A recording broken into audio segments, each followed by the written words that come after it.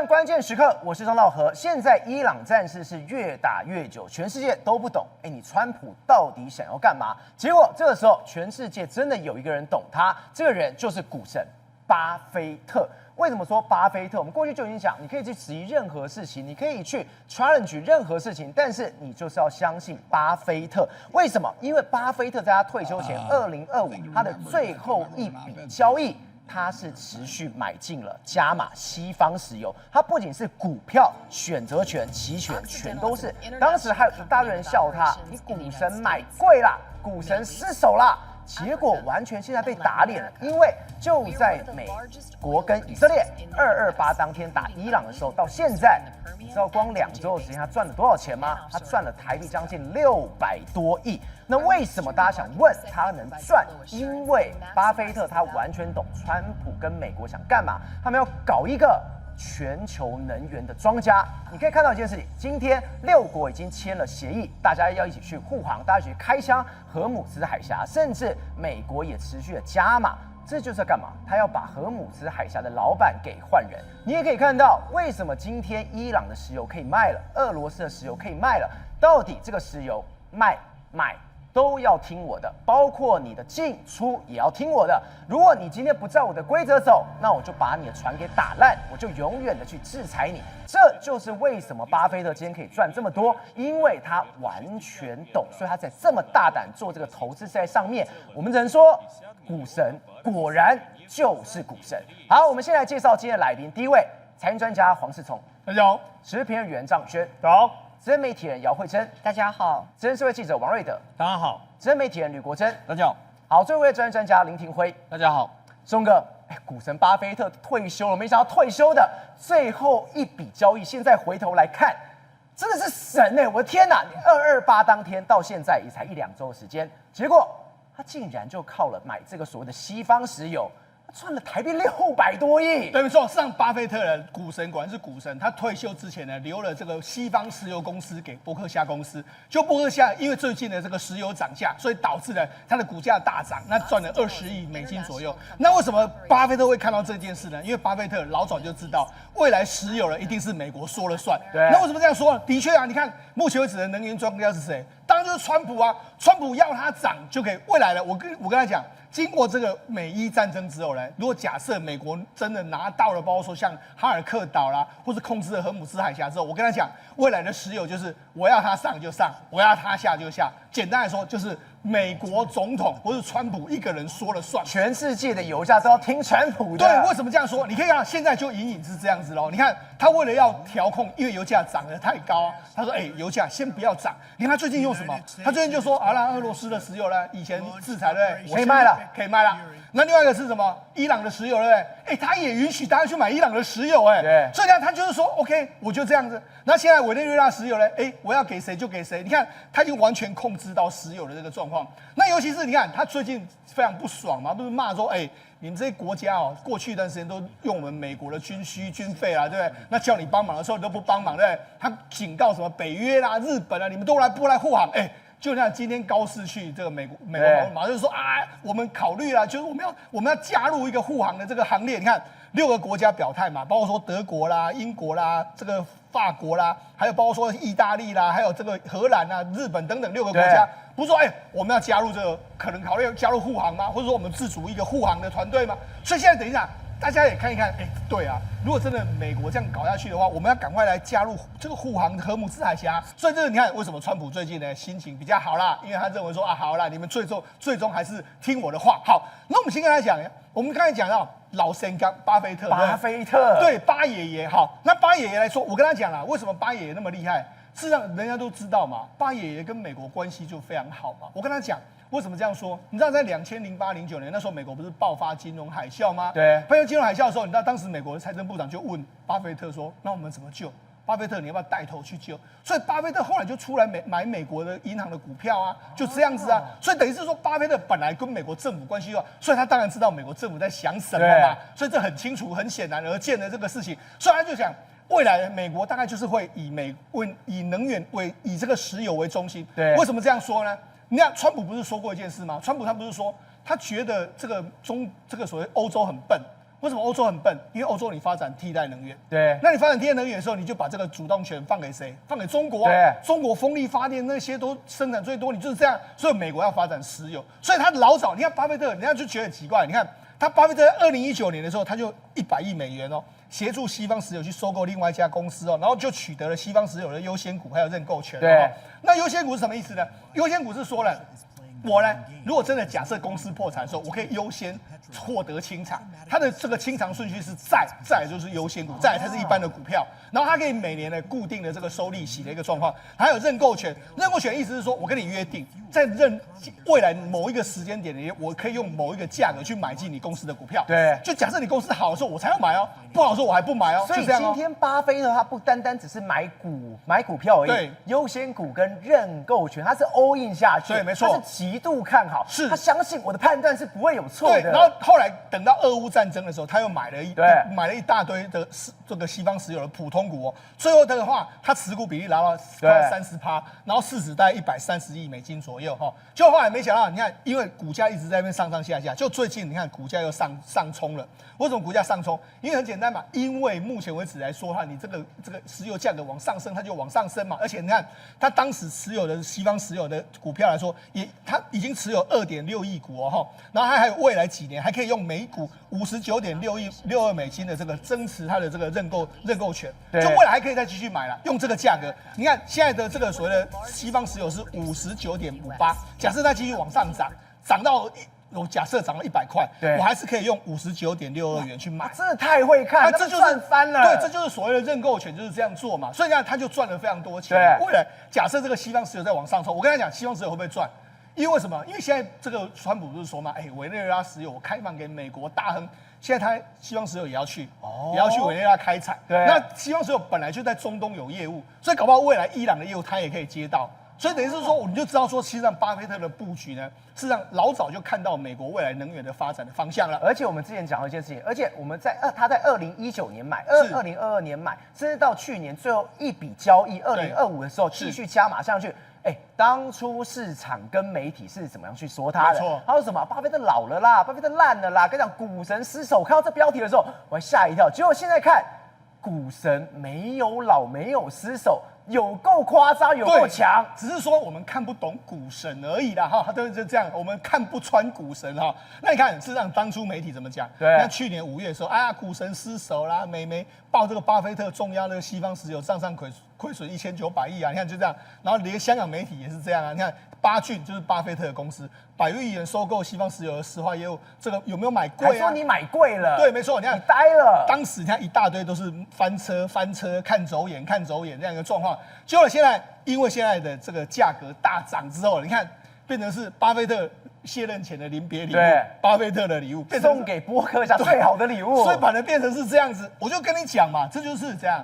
投资股神他为什么能够那么厉害？就是他不会在意大家的眼光，对，反正我就是坚持我要做的这个方向，我看对我就一直压，这就是股神巴菲特。那我相信呢，他会看这样，他也是了解到美国的政策未来就是要重压石油产业，就如我们刚刚一直讲的。美国要当庄家，这个庄家是什么？规则我定的。对，你今天没有照我的规则走，那你就已经 get out，你已经甚至被我封锁了，甚至被我那一些影子游轮就是这样被打掉的。好，美国到底怎么影响到全世界的油源呢？我们从这张图就看得出来，有一艘俄罗斯的石油，你知道从波罗的海出港的时候，绕过地中海，然后这样往中国去。为什么？因为它原本是从俄罗斯要到中国山东的日照港，对。结果没想到出港之前，它到南海的时候呢，乌兰卡等于谁呢？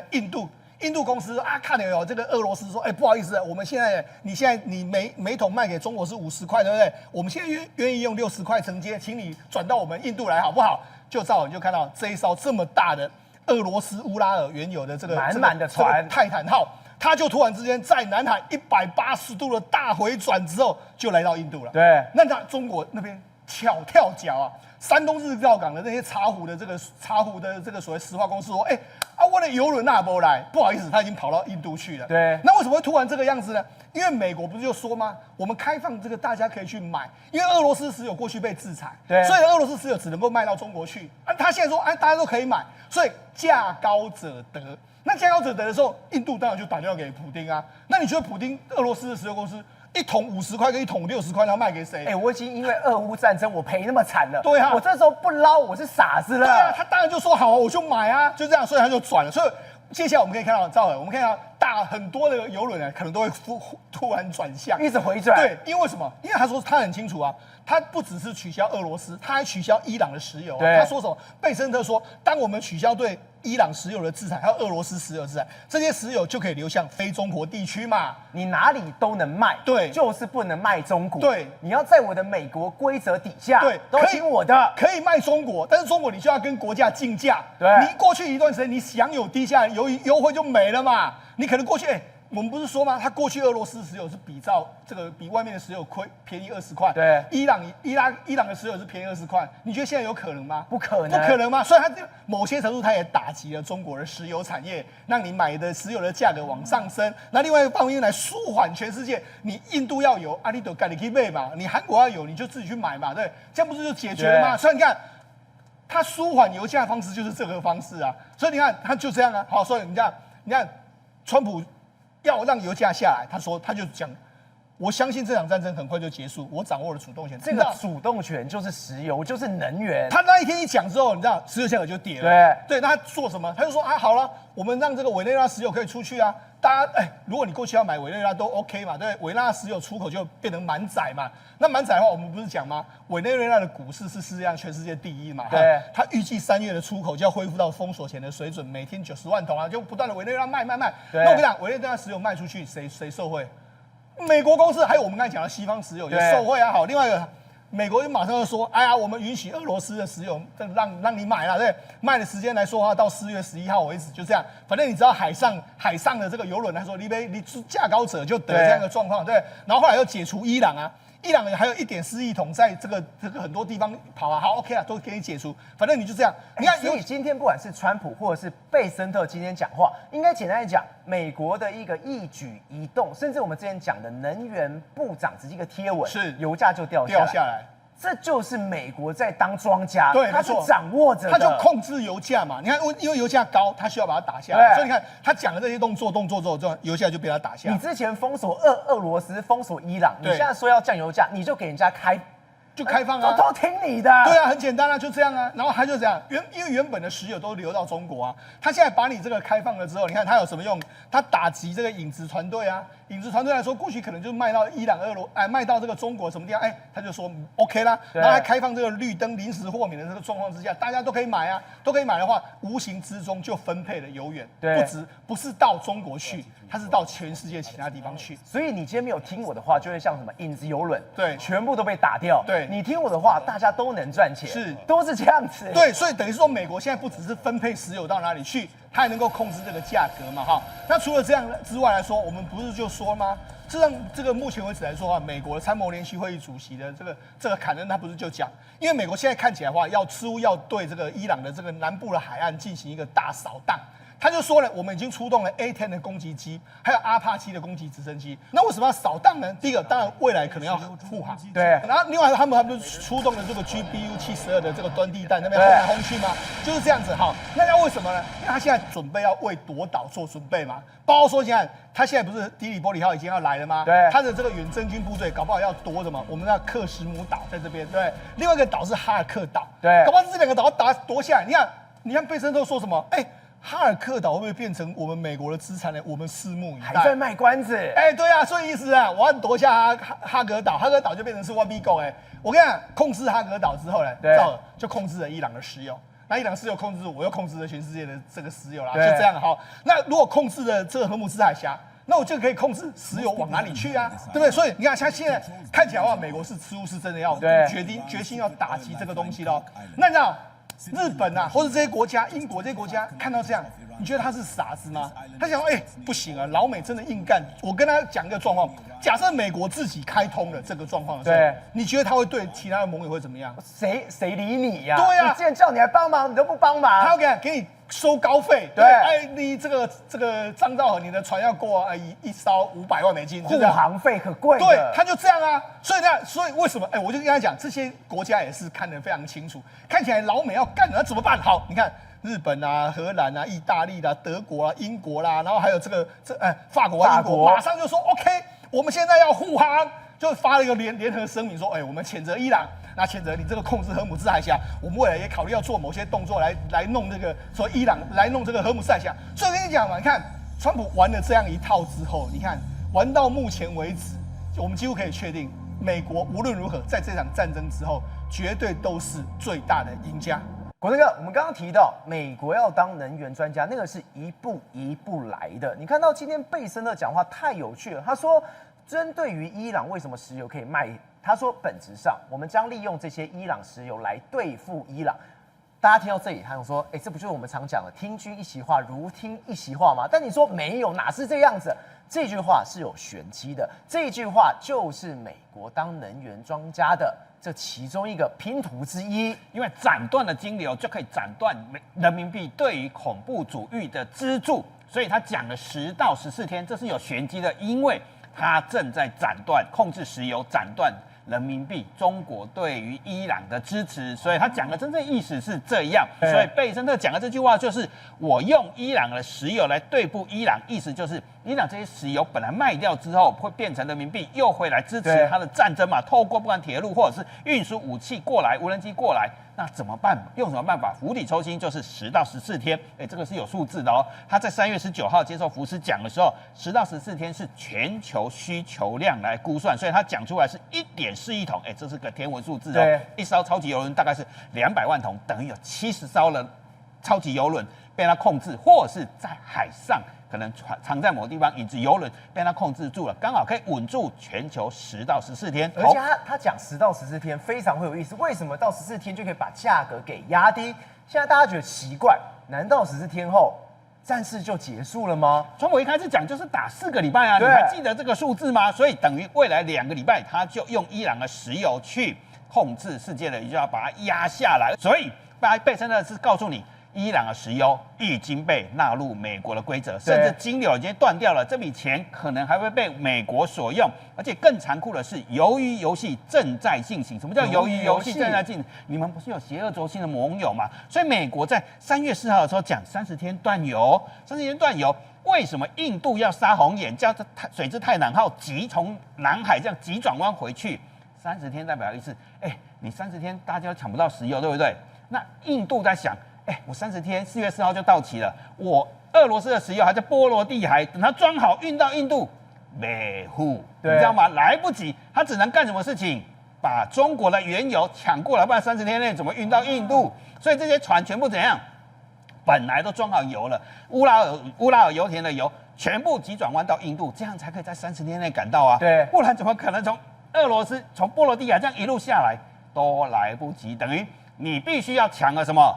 中国的油才能解决你的问题嘛？对，所以川普给了2个条件嘛，第一个叫30天嘛，第二个叫折价变溢价。那普丁当然看红眼了，折价变溢价代表什么？哪里有钱就哪里赚嘛。对，印度抢了中国石油，那普丁在鱿鱼游戏会做什么事情？哪里有钱赚，不用打折卖给中国了，而且还可以不用收人民币，收美金他当然马上。反手就是砍了中国，我需要钱呐，我要赚钱呐。对，我们来回顾一个新闻，就是2022年8月的时候，那时候刚好乌俄战争打半年，那时候人民币支付俄罗斯的石油跟煤炭开始流入中国。这4年来普丁的受够这件事情了，因为他收了大量的人民币，甚至连俄国的经济命脉，像汽车的工业都被中国攻占，所以他很想怎样？摆脱对中国的经济附庸他有可能变老二所以美国这个坐庄很厉害，30天，然后折价变溢价，所有人你看人性就是这样，马上反手就一刀给你了，所以普丁还可以眼睁睁看什么？伊朗在挨打，所以你没有看到他在讲什么嘛？中国没石油，我管你的，大家现在纷纷。你这样我听完之后，够细吗？我这样听完之后，我觉得一件很可怕的事情是，当你的伊朗或俄罗斯的油轮可以去卖的时候。你们坚若磐石，吹的跟什么一样的邪恶轴心，真的说翻脸就翻脸，说分裂就分裂了。所以人性在利益之前是多么的可悲，你知道吗？多么的脆弱，什么友谊多脆弱。可是贝森特接着在讲就是可怕的地方了。美国正在追踪外逃的资金，未来把这些钱还给伊朗人民这句话很厉害哦。中国的人民币国际化或中国势力的跨入所谓的中东跟一带一路啊，国家靠的是什么？卖给邪恶轴心买石油，对，输出人民币，对，然后接下来用一带一路再把人民币给收回来。所以像昆仑银行为什么这么厉害？它就是以物易物啊，我卖你石油的时候是昆仑银行发一张票说，这里可能值100万美金，我没有真的收美金哦，是100万美金，然后再拿这个票。伊朗再拿这个票跟中国买东西，所以干了很多事情，包括进行了大量的基础投资，还有在杜拜投资的大量什么港口、铁路，大量的中国货品就透过这个方式投射到一带一路国家。可是基础在哪里？邪恶轴心的石油采购嘛，对，所以整个中东地区的中国的势力都是通过这个方式来所谓的投射进去的，然后同时它也可以推动什么人民币国际化最重要的基地。可是现在法国《世界日报》说这个非常的脆弱，因为只要石油这个交易一旦被瓦解，本来他是想要用这个卡死石油美元的死穴，美国反将他一军，现在美国变成他在坐庄，它断掉之后，它以后怎样？只能用美元交易，它的一带一路的国家的投资也要用美元投资，对，等于它回到被美国控制的局面。原本所谓的用人民币国际化、用人民币控制世界的梦想，从此梦碎。而且美国这一波的包括经济战跟科技战，其实已经产生了实际的效果。我们看《纽约时报》最新的表格，中国在全世界的 GDP 的占比，从2022年左右就疫情之后号称辉煌盛世之后，开始一路往下。它现在的 GDP 占比在全世界的占比越来越低，你知道为什么越来越低吗？代表的是它的经济状况，因为成长越来越少，可是别人在长大，它去年连保五都有问题，台湾是涨7-8%，连美国这么庞大的国家都在经济成长哦，这种很困难了，所以代表别人在长大，中国越来越像小孩子，人民币也在贬值，所以为什么这场战争？我一直打下去，斩断你的石油的经脉，我斩断你一带一路的脚之后。中国在世界经济影响力就会越来越小，它越来越小，占比越来越小，别人就不会听他的话，他也就没有钱去资助别人打这场战争。慧珍姐，现在看起来，我们是讲中东这一场危机，受伤最大的是中国。我们也提过关于油、关于金融，这些受伤非常大。结果你说现在受伤更大是什么？中国最引以为傲的电动车，是比亚迪现在的死亡上中。真的要敲响了吗？是我们都知道啊。事实上，在去年的8、9月的时候，就有人讲啊，比亚迪在中国市场看起来销售量很大，对不对？它都玩虚的、玩假的，什么意思呢？全部都这边延迟付款啊。所以厂商，你是我的上游厂商，我在等你的钱呐。对，大概9个月，甚至那个1年半，对，那就变成你一直在玩这个杠杆游戏嘛。所以就有人说，其实比亚迪的一个负债率实在过高啊，它的那个负债率在它的整个资产超过大概70%左右，大概呢，光是去年8月所公布的，它欠债就已经高达5943亿哦，那还是到去年8月。那人家心想说，那比亚迪怎么感觉好像还撑着？你知道为什么好像还撑着吗？因为它不断的搞出口啊，对，它去年跟今年的出口都非常好，你知道吗？它去年出口到中东，其实主要出口在中东，中东哪里呢？就是我们讲的杜拜。那它光是出口在杜拜这边，人家就有预估，至少大概有40-50万辆跑不掉，你知道吗？因为中国。就很吓人，所以我们就说，那个原来过去比亚迪这一段时间都靠出口这一条路不断的去弄现金，所以杜拜是满满的比亚迪，放眼过去都是比亚迪。对，而且你知道吗？他们从去年开始就把这个杜拜中东市场尤其他们把说，我们那个比亚迪啊，要行销到全世界，尤其要进去中东，要进去非洲都是要透过这个运到其实昨天有特别提到了，它的一个非常重要的一个港口叫捷贝阿里港。都塞在那里嘛，所以呢，你没有看，它事实上啊，你没有看到那个财讯有做出一个表，它其实在他们自己境内2026、2024、2025、2026，甚至2026今年前2个月全部都衰退。对，他们公布这个他们自己比亚迪的内销啊，2月份竟然只有销售19万辆，那呢，它的销售量是年减65%。可是呢，再来它的前2个月加起来，大概全部的一个销售量大概只有40万辆，年减大概也是35%，很惊人。所以换句话说，比亚迪在中国的市场是不断的萎缩，但是你知道吗？它出口大好。它2月份出口竟然来到了50%，那人家你看现在就有一个文章嘛，中东东市场啊，比亚迪的一个救命的稻草。那你现在看哦，你看根据他们自己的统计，2023年啊，本来阿联酋是占他们整个中国的汽车的第9名，没有想到到去年啊，来到了变成第2名哎，吓死人！那就代表非常多的车子其实呢，就先运到了这个所以今天比亚迪已经在国内这么惨，它唯一的方法就是靠外销，尤其是往杜拜这边走。结果杜拜现在怎么样？打得乱七八糟，是它出口都没办法出口，所以现在连比亚迪的高管都忙着跑去。真的会死人的，真的不能再打了。所以你看哦，你有没有看到？旁边右边那一个1200辆中国新能源车困在海峡上啊？为什么困在海峡上？因为就是有没有直接给你点名比亚迪，你汽车就是销售到那边去，就是要靠这个来突围嘛，就没有办法，没有想到竟然连这一条活路也被这一次的这一场战争给打到了。然后呢，你知道吗？他们之前多么认真在经营这一块市场，有没有看到？中国车企红旗门市尽管远在杜拜，仍装饰的一片讨喜，恭喜发财啊！所以换句话说，他们就是真的想说：天哪，我在中国已经卖得这么烂了，我唯一可以仰赖，我唯一还可以赚点所谓的现金流的，就是在比亚迪这个部分。没有想到，竟然连这个部分现在都面临到被人家斩杀的一个情况。所以呢，现在一个问题来了：如果你有1200辆的中国的新能源车是在现在因为战争的关系，所以在海峡这边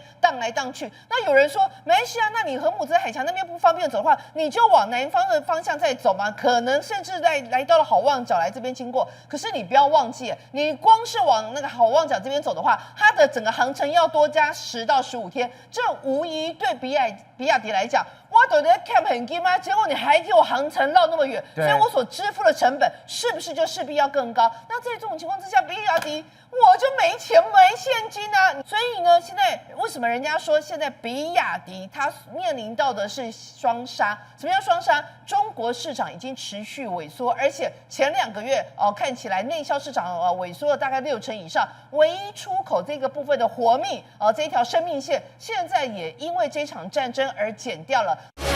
宏观取材，厘清真相，犀利精准，深入剖析，时刻掌握关键，新闻时事不漏接。老时段，新气象，我是钟浩和，关键时刻2.0全新出击。